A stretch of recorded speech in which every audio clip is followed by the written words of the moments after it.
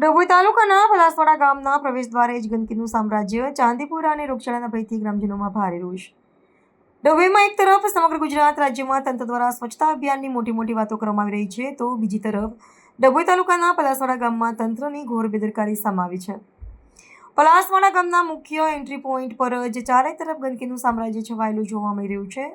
ગામના પ્રવેશદ્વારે એકઠા થયેલા કચરાના ઢગલા, ઉભરાતા ગંદા પાણી અને અસહ્ય દુર્ગંધના કારણે સ્થાનિક રહીશો તેમજ ત્યાંથી પસાર થતા વાહન ચાલકો ત્રાહિમામ પોકારી ઉઠ્યા છે. સ્થાનિકોના જણાવ્યા મુજબ ગ્રામ પંચાયત દ્વારા વિસ્તારમાં નિયમિત સાફ સફાઈ કરવામાં આવતી નથી, જેના કારણે કચરાનો મોટો ખડકલો થઈ ગયો છે.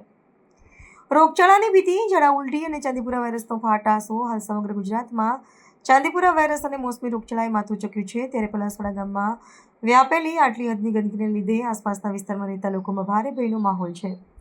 ગ્રામજનો ભયભીત છે કે જો આ ગંદકીના કારણે વિસ્તારમાં ઝાડા ઉલટી, મલેરિયા કે ચાંદીપુરા જેવો જીવલેણ રોગચાળો ફેલાશે તો તેનો જવાબદાર કોણ રહેશે? એક તરફ સરકાર સ્વચ્છતા અભિયાનના નામે મોટો પ્રચાર કરે છે, જો અહીં કોઈ ગંભીર બીમારી ફેલાશે તો શું પંચાયત કે તાલુકા તંત્ર તેની જવાબદારી લેશે? અધિકારીઓ માત્ર ફોટો સેશન પૂરતા સીમિત. ગ્રામજનોએ તાલુકા પંચાયત અને સ્થાનિક તંત્રની કામગીરી સામે ગંભીર સવાલ ઉઠાવ્યા છે.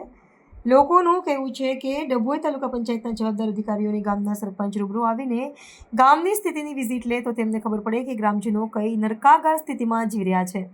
આક્ષેપ કરવામાં આવી રહ્યો છે કે અધિકારીઓ માત્ર ફોટા પડાવવા પૂરતા જ દેખાય છે, પરંતુ સ્થળ પર આવીને વાસ્તવિક કામગીરી કરવામાં કોઈને રસ નથી. વહેલી તકે સાફ સફાઈ થાય તેવી માંગ ઉઠવા